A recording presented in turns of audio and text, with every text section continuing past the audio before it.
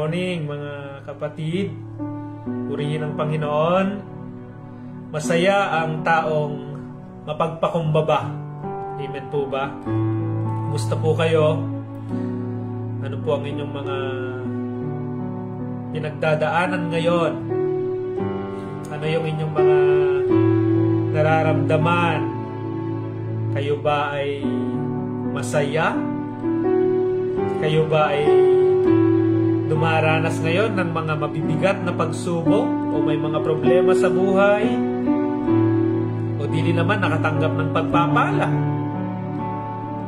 Iba't iba yung ating mga sitwasyon. Sabi nila minsan yung mga dumadaan sa pagsubok o problema ay matatapos din yan. Amen? Lagi nating isipin na lahat ng mga nangyayari sa buhay natin ay may dahilan kung bakit ito nangyayari at hindi ipapahintulot ng Diyos na subukin ka ng higit sa iyong makakaya. Sa halip ay pagdating ng pagsubok, bibigyan ka niya ng lakas upang mapagtagumpayan mo iyon. Amen? Ang Panginoon ay gusto niya na masaya ka. Gusto niya na maligaya ka. Ang Panginoon ay concerned siya lagi sa iyo. At laging gusto ng Panginoon na ikaw ay mapabuti. Amen?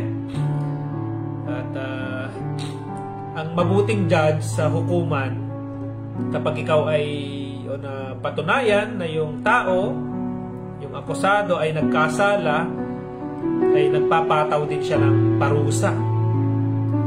At kapag napatunayan na wala naman talaga siyang kasalanan, binibigyan naman siya ito ng kalayaan. Masasabi mo yun na mabuting judge siya, mabuting hukom. Ganon din ang Panginoon. Hindi laging dahil gusto ng Panginoon maging masaya ka, tinotolerate niya na yung iyong mga ginagawa. Ang Panginoon ay tinuturuan niya din tayo para matahak natin kung ano yung tamang landas na ating tatahakin. Ang Panginoon ay tinuturuan niya rin tayo para mapabuti tayo, malagay tayo sa maayos. At kapag dumating tayo sa tagpo na nagpapasakop na tayo sa Panginoon, ay tayo nga ay mapapabuti at mararanasan natin yung kasiyahan, yung kagalakan na nagmumula sa ating Panginoon at masasabi natin, I am blessed. Masasabi natin, I am blessed. Amen? Kung sa oras na ito hindi mo pa yun masabi na I am blessed, ay ipapaunawa ito sa atin ng Panginoon at marirealize natin na oo nga pala, I am blessed. No? Para daw ang tao ay maging masaya, you need to count the blessings you have in life. At kapag ka naman gusto mong maging malungkot, count the lackings. No? Ang bilangin mo yung mga kakulangan at magiging malungkot ka na. But when you start counting the blessings you have in life, marirealize mo na, ang dami palang blessing na natanggap ko sa aking buhay. Amen? Kaya natin na maranasan natin yung kapangyarihan ng Panginoon, yung kaluwalhatian ng Panginoon, yung kayang gawin ng Diyos sa buhay natin. Amen? Narito kami, nagpapakumbaba, sumasamba sa isang Diyos. Hinahanap namin karigtan ng iyong mukha. Sumasamba, sumasamo sa iyong pagkilos at sa himig na hain aming dalangin. Kami katakutin, iparanas mo sa amin ang iyong kapangyarihan. Ipamalas mo sa kalwalhatian, hanggang ang aming kaluluwa'y mapuspos ng lubusan, at sa aming kalagitnaan ay bumaba ang kalangitan. Dakila ang iyong ngalan, iparanas mo sa amin ang iyong kapangyarihan, ipamalas mo sa amin ang iyong kalwalhatian, hanggang ang aming kaluluwa'y mapuspos ng lubusan, at sa aming kalagitnaan ay bumaba ang kalangitan. Dakila ang iyong ngalan. Amen. Dakila ang ngalan ninyo, Panginoon. Purihin ka, O Diyos. Hayaan ninyo, Panginoon, na maranasan namin ang iyong kapangyarihan, maranasan namin ang iyong kaluwalhatian. Panginoon, bawat isa na makikinig sa mensahe sa umagang ito, Panginoon, pagpalain niyo po kami, O God. Pakalinisin niyo kami, Panginoon, at matanggap namin ang inyong mga salita bilang pagtuturo, pagtutuwid sa amin, at pagkain ng aming espiritual na pamumuhay. Panginoon, anumang pinagdadaanan ngayon ng mga kapatid, dalangin ko, O God, na kayo po ang magpala sa kanila at lagi naming ma-appreciate yung mga blessings na meron kami. Makita namin, Panginoon, na mas marami pong pagpapala kaysa yung mga pagkukulang, Panginoon. Purihin ka, O Diyos. Alam ko na lahat ng bagay ay pinapahintulot ninyo dahil gusto nyo kaming mapabuti, Panginoon. Turuan at tulungan nyo kami, O God, na makasunod sa inyong layunin. In Jesus' name we pray. Amen and amen. Purihin ang Panginoon. Praise the Lord. Morning sa bawat isa. Ikaw ba ay mapalad? Amen. At sabi natin dyan ay masaya. Ikaw ba ay masaya? Bago ang lahat ay binabati ko yung aking kamanggagawa, anak at kapatid, kaibigan na sa music ministry dati. Happy birthday to Sister Mirna Menya. Ayan po. Ngayon po ay July 23 ang kanyang kaarawan. Happy birthday at patuloy ka na ingatan at pagpalain, gamitin ng Panginoon sa ministry. Gayun na rin kay Mamang Lani at kay Papang Along. Yan, aking mga magulang na naging nakasubaybay yan. At sino pa yung mga andito? Hindi ko makita yung iba. Tayo ba ay masaya at saan ba nanggagaling yung ating kasiyahan? Mga kapatid, sabi ng Matthew chapter 5, verse 3 hanggang, nasa ano na tayo ngayon verse 5. Pero start ko muna sa 3. Mapalad ang mga taong inaaming nagkulang sila sa Diyos dahil makakasama sila sa kaharian ng Diyos. Amen. Mapalad ang mga naghihinagpis dahil aaliwin sila ng Diyos, at mapalad ang mga mapagpakumbaba dahil mamanahin nila ang mundo. Paano ba tayo maging masaya? No? At ito na yung tinuturo ng Bible na para ikaw ay makaranas talaga ng masayang pamumuhay, maligayang pamumuhay, ay ipamuhay natin yung mga salita ng ating Panginoon. The Bible ay tinatawag rin siyang the guidebook. Amen. Sabi natin, Aileen, blessed Wednesday morning po, Pastor and everyone. Amen. No? Ito na yung ano natin guidebook natin. Paano ba mabuhay? Kasi lagi nating nababanggit na life is short. Yan. Kapag tayo ay nagbe-birthday, nare-remind tayo na nadagdagan na naman yung taon ng aking buhay. And then sa whole year na yan, bibilangin mo yung mga pagpapala. Minsan di mo na rin maalala kung gaano na kadami yung blessing na na-receive mo. Minsan parang konti lang yan, pero if you start counting the blessings you already have in your life, malalaman mo na mabuti ang Diyos. Amen. At yung ating mga trabaho, yung ating mga hanap buhay, mga pananim, at pinakahigit sa lahat yung mga kaibigan natin.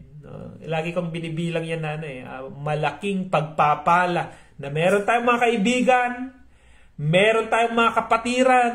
Amen? Na sa panahon na tayo ay nanghihina rin naman, ay sila ay nananalangin para sa atin.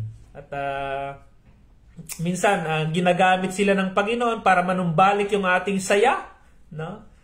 Ngunit higit sa lahat, ang talagang nagbibigay ng kasiyahan sa buhay ng tao ay kung paano tayo mamuhay. Amen? Kung paano tayo mag-react doon sa mga pangyayari sa ating buhay. Amen? Sa mga sitwasyon na nangyayari, paano ka mag-isip, no? Paano mo ito i-turn na positive siya kahit na mahirap yung sitwasyon. Sabi niya dyan na mapalad yung mga naghihinagpis. Bakit? Naghihinagpis na nga, mapalad pa.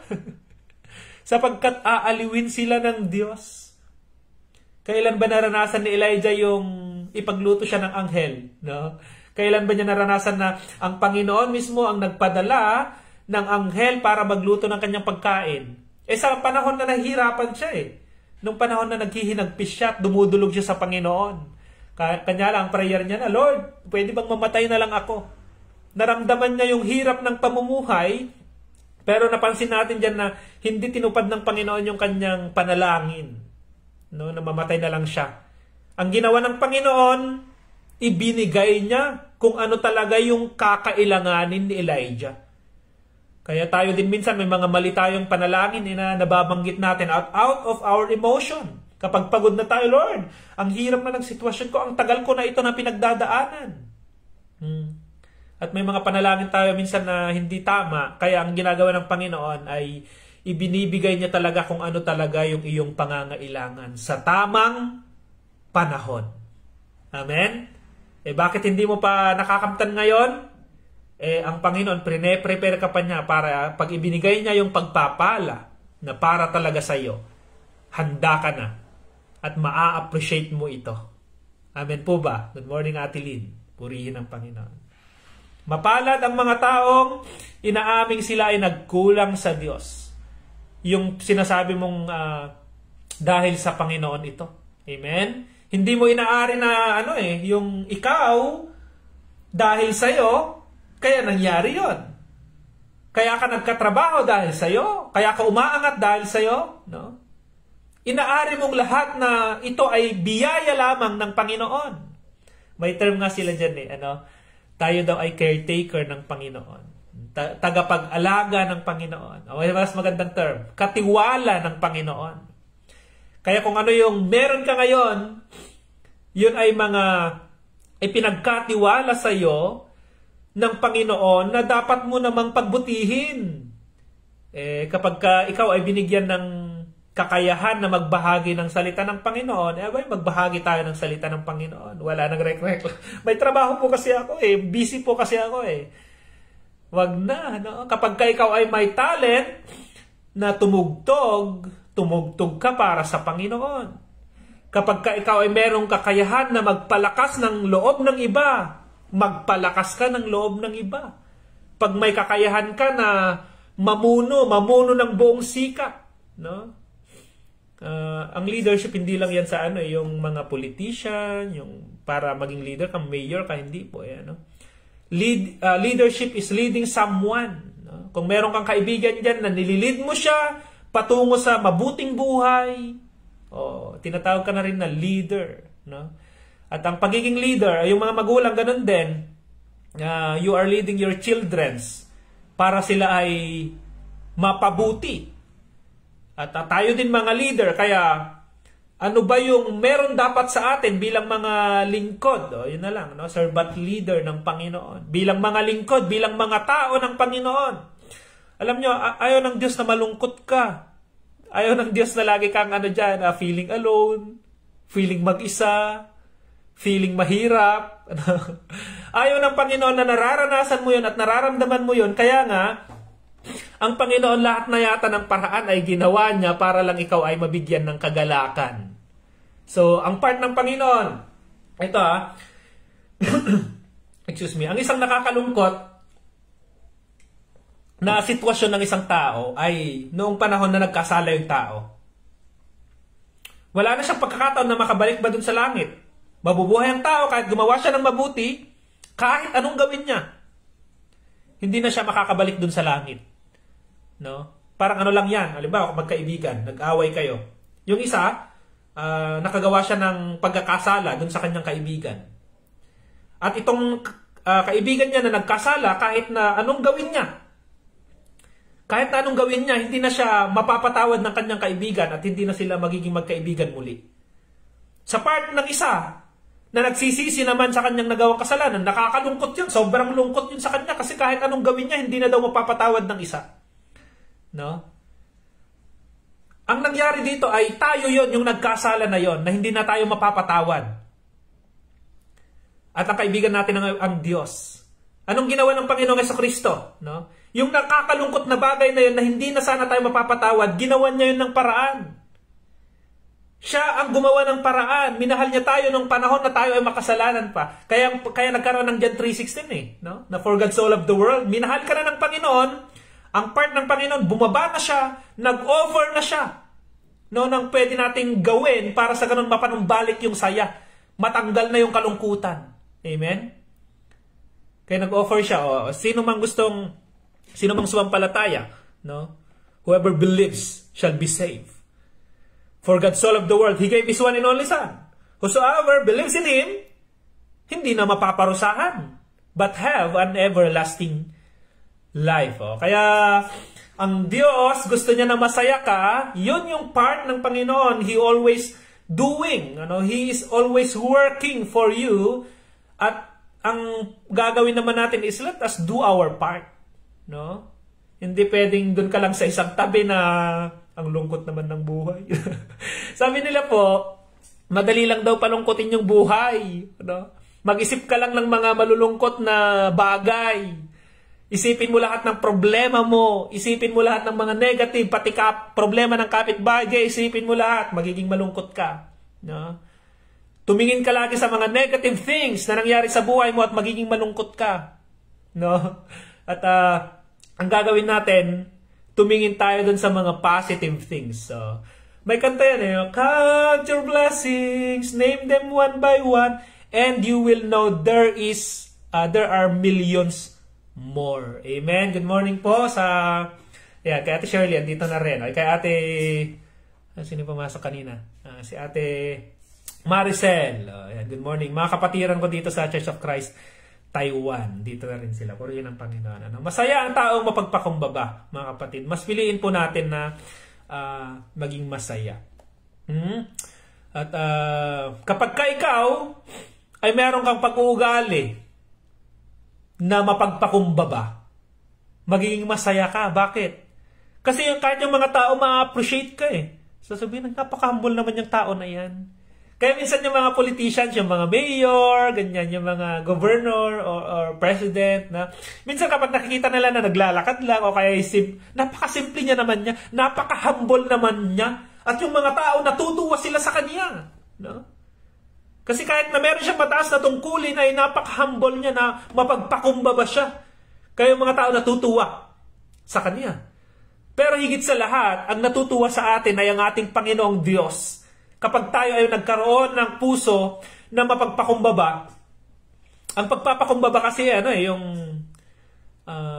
tawag doon, hindi mo itinuturing na higit ka kaysa sa iba. Mas pa nga yan, halimbawa, merong mga upuan, yung ikaw ay may mataas na position.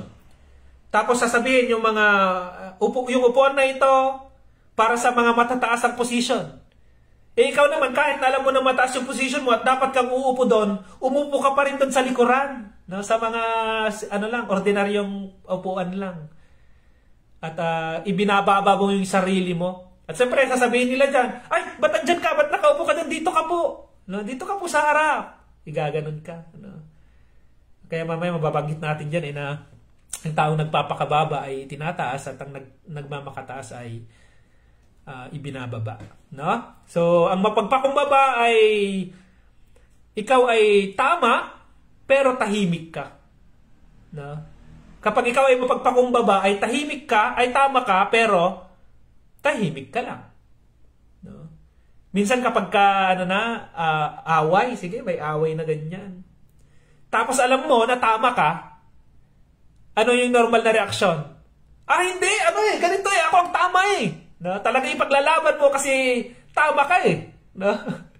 May term yung isang pastor dyan.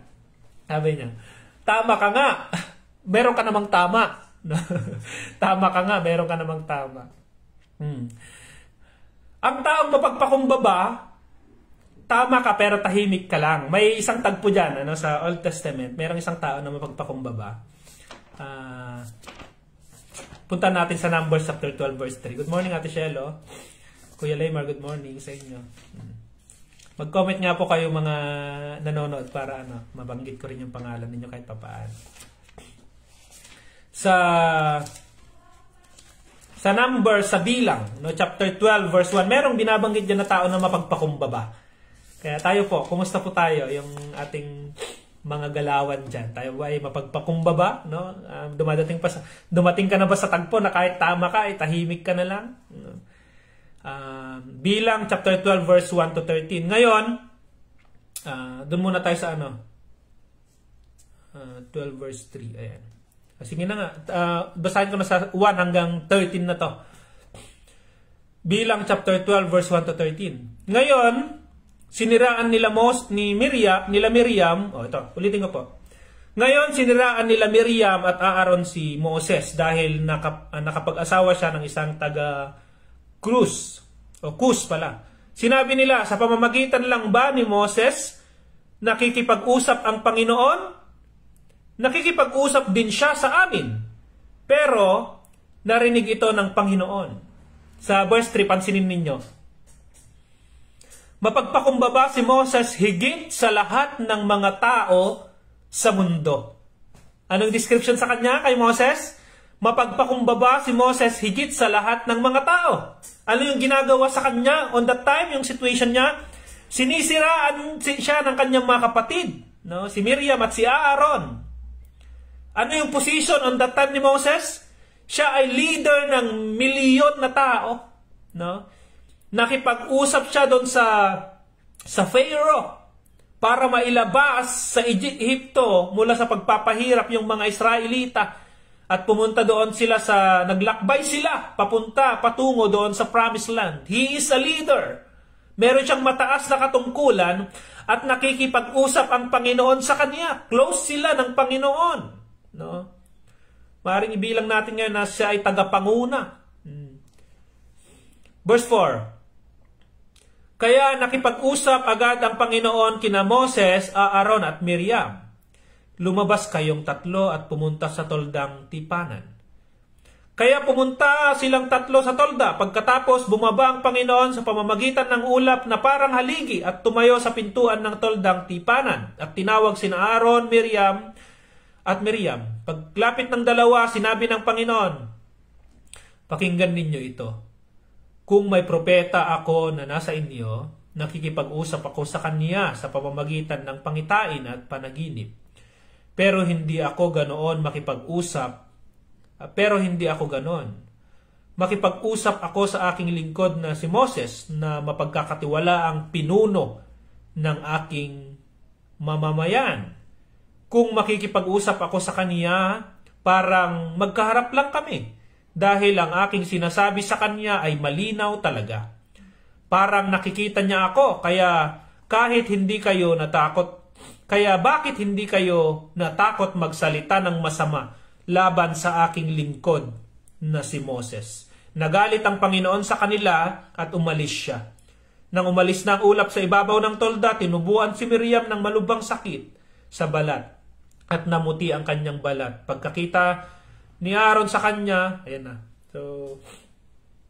Ituloy kang verse 13. Sinabi ni Aaron kay Moses, pakiusap kapatid ko, wag po ninyo kaming pahirapan dahil sa aming kasalanang nagawa namin may kahangalan. Huwag ninyong hayaang maging tulad si Miriam ng isang batang patay nang ipananganak at bulok ang kalahating katawan.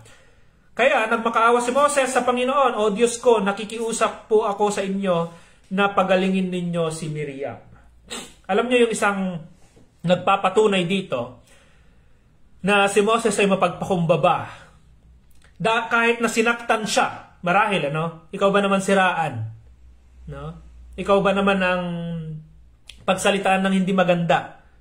Sasama talaga yung loob mo. At maari yung tao na yon, kapag humingi siya ng tulong, hindi mo na siya papansinin kasi siniraan ka nga eh. Pero si Moses, dahil siya ay mapagpakumbaba, kahit na yung tao na nakasakit sa kanya, ipinapanalangin niya. Amen? At hinihiling niya sa Panginoon na wag na siyang parusahan. Pero, papansinin natin dito na ang Panginoon ay tapat talaga siya sa kanyang mga lingkod. Sa kanyang mga pinili na mamuno ay talaga namang sinasamahan ng Panginoon. Amen. Kaya tignan mo si Moses dito, kahit na kasi siya mapagpakumbaba kasi siya eh. Tama siya pero tahimik lang. Hindi niya pinapatulan yung mga bagay-bagay na yon.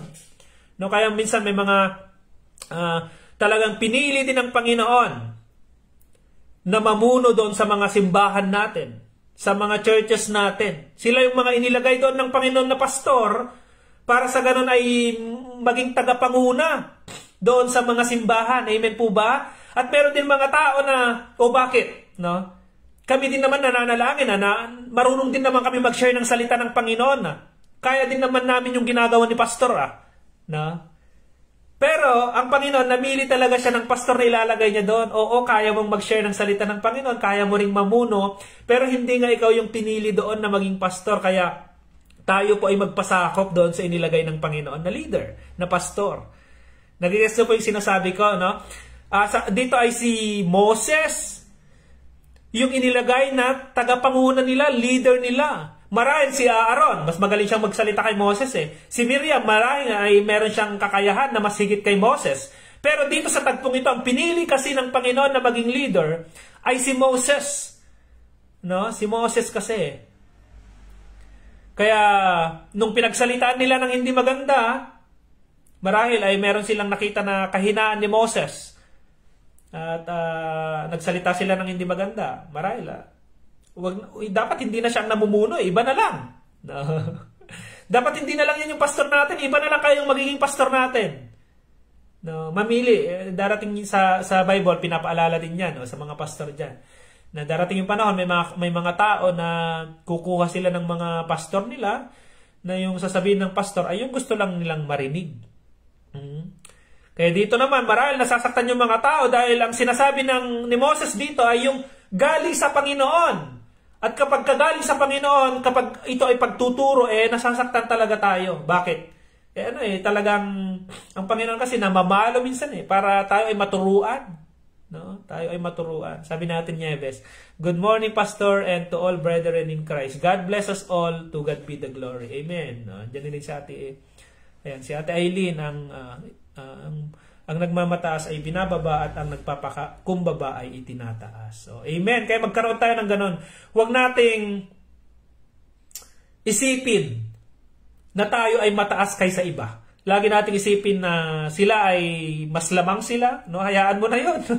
Kung sila yung matanyag, hayaan mo na yon. Basta ikaw ay ang concern mo yung sarili mo kung paano ka namumuhay. Na nakakasunod ka sa Panginoon. Huwag na natin kainggitan kung sila yung namumuno. Huwag natin kainggitan kung may mas mataas silang pinag-aralan kaysa sa atin. Ang concern natin ngayon ay kung paano tayo mamuhay na merong mapagpakumbabang puso at kinalulugdan tayo ng ating Panginoon. Amen? Yan sa Old Testament. Si Moses ay tinagurian siya na mapagpakumbaba among all people in all the earth. Sa Matthew chapter 26, verse 47 to 54, siyempre hindi natin makakalimutan ito, ang mabuting halimbawa na ipinakita ng Panginoong Hesus. Matthew chapter 26, verses 47 to 54. Ito yung tagpo ng Panginoon ay huhulihin siya ng mga nag-aakusa sa kanya. 47. Nagsasalita pa si Jesus nang dumating si Judas na isa sa mga 12 na lang. Sige, 12 na nga lang. 12 apostle. 12 tagasunod.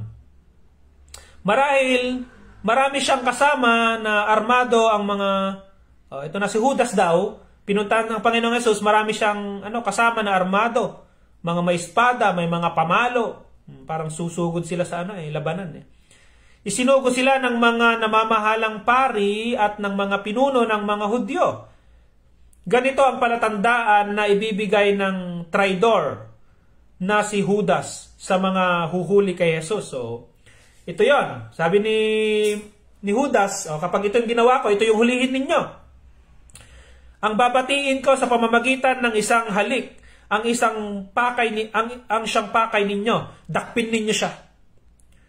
Lumapit si Judas kay Jesus at bumati, magandang gabi sa inyo, guro. Plastic yan. May magandang what is good in the evening kung meron kang masamang balak. Kaya naman ito namang si Judas kasi, binayaran kasi ito ng 30 coins of silver. Kaya, ayan, ganyan siya. Ipinagkalo nyo yung kanyang kaibigan. May masama siyang balak. Lumapit si Judas kay Jesus at bumati, magandang gabi sa iyo, guro. Sabi niya, sa kahinalikan siya. Sinabi ni Jesus sa kanya, kaibigan, gawin mo na ang sadya mo rito. Kaya lumapit ang mga tao at dinakip si Jesus. Ito ang nangyari. Bumunot ng espada ang isa sa mga tagasunod ni Jesus at tinaga ang alipin ng puno ng pari at naputol ang tainga. Talaga namang Kasi may hawak na patalim itong isa sa tagasunod ng Panginoong Hesus, no? May hawak siyang patalim, kaya kaya niya namang lumaban ng patayan.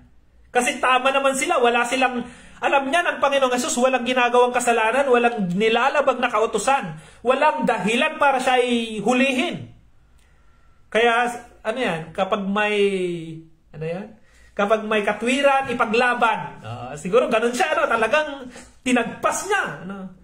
Ang Panginoong Hesus, ganito ang niya. Bilang tao, bilang Diyos na nagkatawang tao, nakipamuhay sa atin na merong mapagpakumbaba na puso. Ito ang ginawa niya.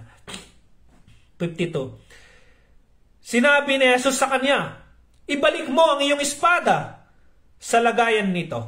Ang gumagamit ng espada ay sa espada rin mamamatay. Hindi mo ba alam na pwede akong humingi ng tulong sa aking ama at kaagad niya akong padadalhan ng 20 batalyon o 12 batalyon ng mga anghel? Ngunit kung gagawin ko iyon, paano matutupad ang kasulatan na nagsasabing ito ang dapat mangyari? Ang Panginoong Hesus, kahit na meron siyang kakayahan na gawin yon, hindi niya ito ginawa dahil siya mapagpakumbaba. Ito yung sinasabi ko kanina na tama siya, pero tahimik. At sa mga sitwasyon din natin minsan may panahon na tayo ay tama, pero mas pinipili nating tumahimik. May panahon na kaya naman nating lumaban, pero hindi na tayo lumalaban. Hindi na natin sila pinapatulan kasi alam natin na kapag tayo'y nasa tama, ang magtatanggol sa atin ay ang ating Panginoong Jesucristo. Not all the time na kailangan mong ipagtanggol yung sarili mo kapag sinisiraan ka, kapag may ginagawa silang hindi maganda para sa'yo. Not all the time na magsalita ka, i-post mo sila sa Facebook, o kaya kausapin mo sila. Minsan hayaan mo na lang. No? Pastor, mamimihasa sila Sabi ng Panginoon, huwag kang gumanti. Ako ang gaganti. Akin ang paghihiganti, ang sabi ng Panginoon. Kaya mapapansin natin ang Panginoon ay pinagtatanggol niya yung kanyang mga lingkod. Iting si Moses, kahit na may kakayahan naman siya sana, na kahit na patalsikin niya palayasin niya na yun si Aaron sa si Miriam Dahil sa kanila pagsasalita ng hindi maganda sa kanya, pero hindi niya yun ginawa. Ang ginawa niya ay nanahimik siya.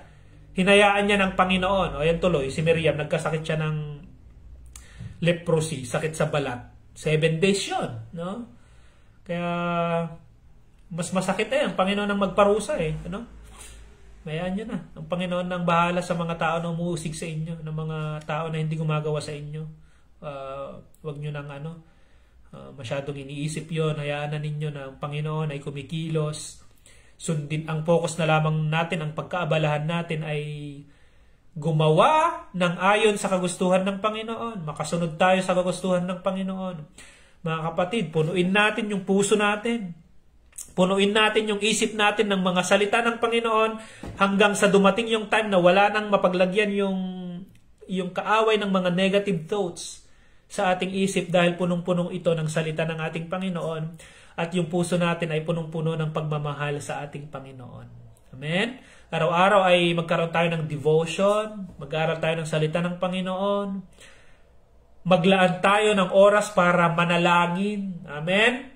Sa Philippians chapter 2 verse 4, anong sabi doon? Magpakababa kayo tulad ni Jesucristo. No, sa 4 ay ipagmalasakit ninyo ang kapakanan ng iba. Basahin ko na nga yun. Philippians chapter 2. Alas na lang po ito. Tayo mananalangin na. May prayer request ba kayo? Pwede nyo i-comment dyan sa baba. Philippians chapter 2 verse 3. Simulan natin sa 3. Huwag kayong gumawa. Verse 2 na lang.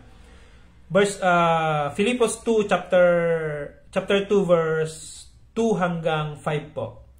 Kung ganoon nakikiusap ako na lubusin na ninyo ang kagalakan ko, magkasundo kayo at magmahalan at magkaisa sa isip at layunin. Huwag kayong gumawa ng anumang bagay dahil sa makasariling hangarin o sa paghahangad na maitaas ang sarili. Sa halip, magpakumbaba kayo sa isa't isa at ituring na mas mabuti ang iba kaysa sa inyo. Huwag lang ang sarili ninyong kapakanan ang isipin ninyo, kundi ang kapakanan din ng iba. Dapat maging katulad kayo ng kay Kristo Jesus ang pananaw. Purihin ng Panginoon. Daming mga pagtuturo sa atin ng Panginoon. Ang dami mo ng mga memorized na Bible verses. Ang dami mo nang narinig na salita ng Panginoon. No? Sabi ng isang pastor ulit, kulang na lang ay pagsunod. Application ang kailangan natin. Ako po ay lagi ko din pinapanalangin sa Panginoon kapag kakaroon ng devotion na ganito, nag-share ako ng salita ng Panginoon. Sabi ko, Lord, mangusap nga po kayo at maging ako ay makapakinig ng inyong mga salita. Kaya pagkatapos ng ganito, yung morning devotion natin, binabalikan ko yung video, pinapakinggan ko rin. At minemeditate ko ito, Lord, ano ba yung pagtuturo nyo sa akin? No? Sa napag-aralan sa umagang ito, Lord, ano ba yung gusto ninyo na ipagawa ninyo sa akin? Kasi hindi aksidente lang na narinig mo lang ito, na natutuwa ka lang, o morning routine mo lang ito. Hindi. Kaya mo narinig yung pag-aaral na ito dahil may itinuturo sa iyo ang Diyos. May gustong gawin ang Diyos sa buhay mo. At kapag in-apply mo ito sa iyong buhay, mapapabuti ka. Makakalaya ka. Makakaramdam ka ng kapayapaan. Magiging masaya ka. At matatawag ka na mapalad na tao. Amen? Ano man yung pinagdadaanan mo ngayon, dalangin ko sa Diyos na bigyan ka ng kapayapaan ng Diyos. Ang part ng Panginoon ay bigyan ka ng kagalakan. Gumagawa siya ng paraan para maging happy ka. Amen? Parang magulang yan eh.